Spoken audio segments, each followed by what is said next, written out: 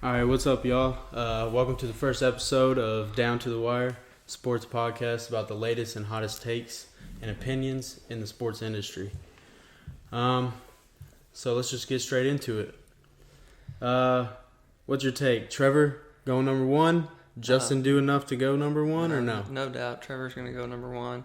Yeah, I know you're a big Ohio State fan, so you're still gonna take Trevor at number one. Yeah. What would you do? Did you take Trevor or Justin? Yeah, I would take Trevor. Justin didn't prove himself good enough. Yeah, he had a rough couple 6 games. Yeah. Especially 2 of them.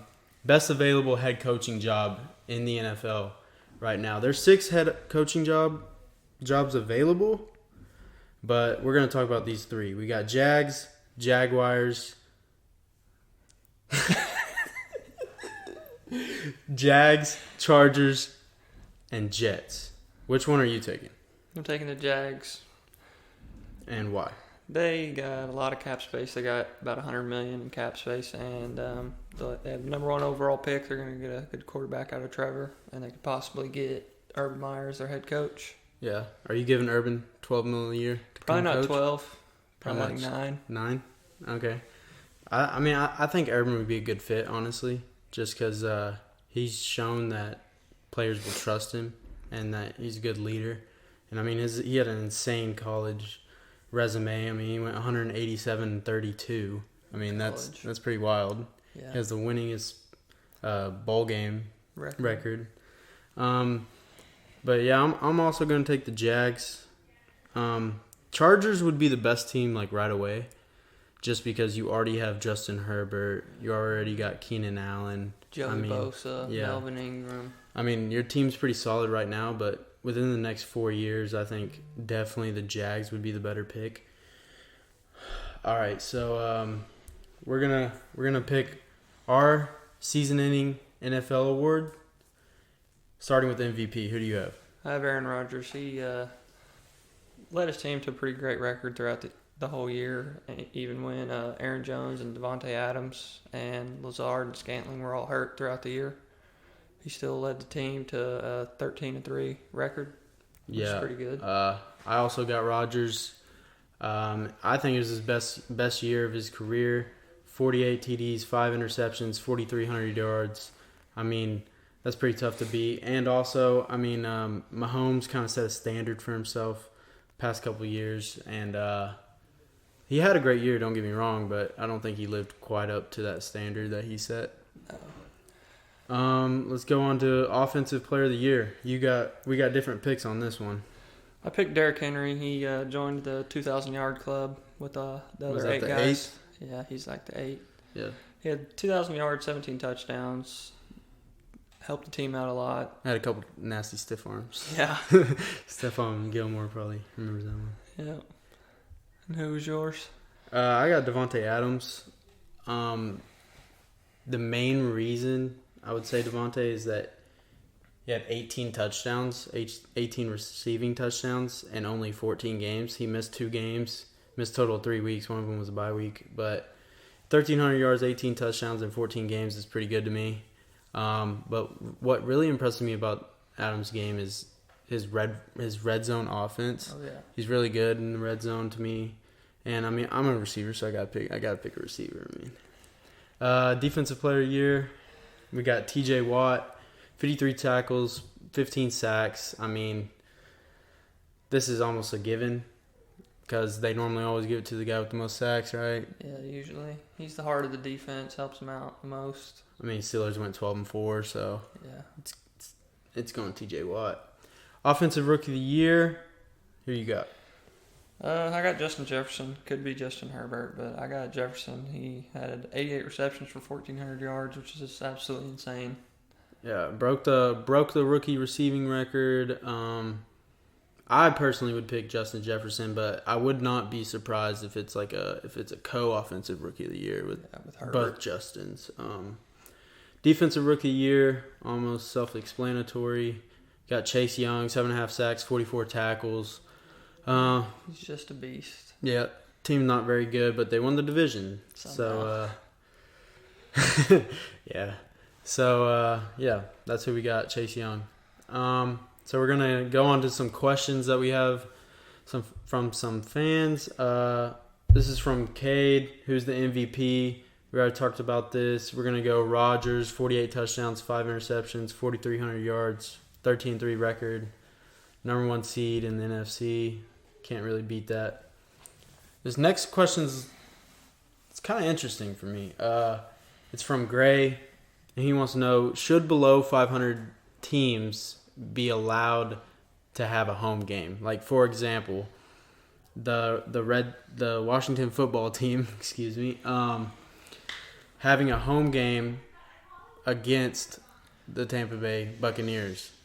Well, the Bucs had the better record, but they didn't win the division, so. So you think it should go to the division winner no matter? Yeah, I think it should go to the division winner. I mean, no matter how bad the division is, they still won the division, so they should get the home game. Yeah, I'm also gonna agree. I mean, they battle 6 games each year with that division. Yeah. So I mean, if they're the best team in the division, they win it. I think they should. This is from Caleb. Another interesting question: if you could start a team with any QB right now besides Patrick Mahomes, who would it be? We got different answers on this one. I picked Dak Prescott. Now, this might sound a little biased because I'm a Cowboy fan. Yeah, I'm a big Cowboy fan. Always have been. But I think this year he proved that he was a top 5 QB in the league. I mean, he only played 5 games. He had 9 passing touchdowns, 3 rushing touchdowns, and 1,800 yards in 5 games. I mean, I think he proved it. And what do you have? I'd have to go with Josh Allen. He's a young guy. He's shown that he can lead a team to a good record.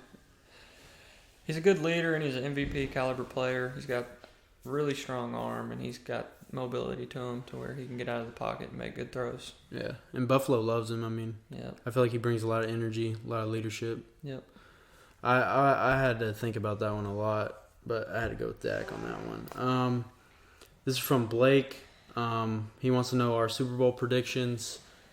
We have the 2 same teams in the Super Bowl, but we have different outcomes. I have Chiefs over Packers in a close one. Probably a high score, probably 40s, 30s. What do you have? I got the Packers over the Chiefs. High scoring game, close, over 65. I'm probably going to say about 42 to 38, yeah. 45, 38, something in that realm. All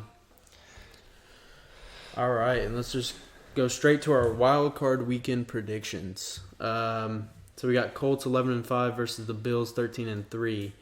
I got Bills kind of running away with this one, winning by 13, 34-21. I got the Bills probably gonna run away with it, 38-25.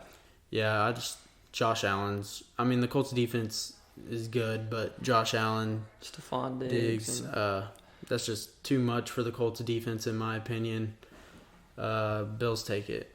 Next one is going to be Rams 10-6 versus Seahawks 12-4.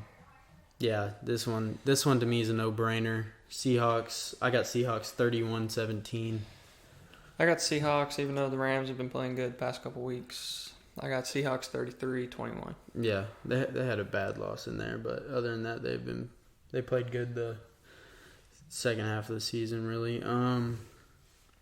Next game, we got the Buccaneers versus the Washington football team, 11-5, 7-9, what we just talked about.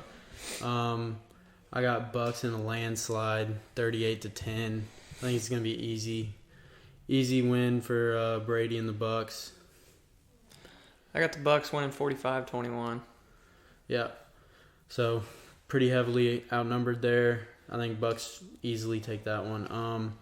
Next one's the Ravens, 11-5 versus the Titans, 11-5. And, I mean, a lot of people have the Ravens winning this, and I definitely do not. I think Derrick Henry is way too good for this Ravens defense, and Ryan Tannehill had a great year. Yeah. I mean, he had a top 5 season in the NFL as a quarterback, and a lot of people slept on that, and I think Titans is going to be a tough out in the AFC. Yeah. We got Titans 28-24. Yeah, I think the Titans will just be able to control the game the whole time with Henry. Yeah, they'll definitely have time of possession on their side. Lamar Jackson hasn't proved to be a great playoff quarterback yet. No. I don't think that changes this year. Team was a little bit down. I know they had a couple injuries, couple COVID games, Yeah.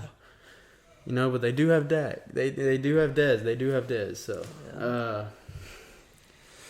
all right, next one we got Bears 8-8 versus the Saints 12-4. I actually have this one being a close game. I think Bears come out ready to play. I have it 31-28 Saints. But I think Drew Brees doesn't play great in the game. I think he maybe throws 2 picks to the Bears D, but Put in Taysom. maybe he put in Taysom Hill. Oh boy, put in a running back. But yeah, I think he throws a couple picks, gets sacked a couple times. But yeah, I got 31-28 Saints. I got 30-14 Saints. I think the Bears' offense isn't too great. I think the Saints' defense will be able to control them the whole game. Yeah. Cameron Jordan going to have a day. Oh, yeah. All right, next game, we got the rivalry. They've already played twice this year. Browns 11-5, Steelers 12-4. Last week the Browns beat them barely, but that's without Big Ben. Yeah. But what do you have? I got the Browns winning 28-21. I think the Browns will come out ready to play, wanting to beat them. Big rivalry game. Yeah, I agree. I got Browns winning 34-28. I was saying the whole season all along that the Steelers were going to be a first-round exit, that they started off 11-0, and I didn't think they were that good. I mean, the Cowboys almost beat them, Yeah, but third string. Yeah, with Garrett Gilbert, but yeah, I'm going to take Browns winning 34-28. I think it's going to be worse than what the score is, and that still the Steelers will get a couple late touchdowns, maybe a field goal. But yeah, 34-28, and you got 28-21. All right, with the final part, we got the trivia for today. So here's my question to you, AJ. Who's the last team to win the Super Bowl in the following year not make the playoffs? I'm going to have to go Ravens in 2012. Ravens in 2012. It's actually the Broncos in 2015. But yeah, that was my first guess. Looked it up. Broncos 2015 after Peyton retired. But yeah, that's all for the episode today. We'll see you next week on another episode of Down to the Wire.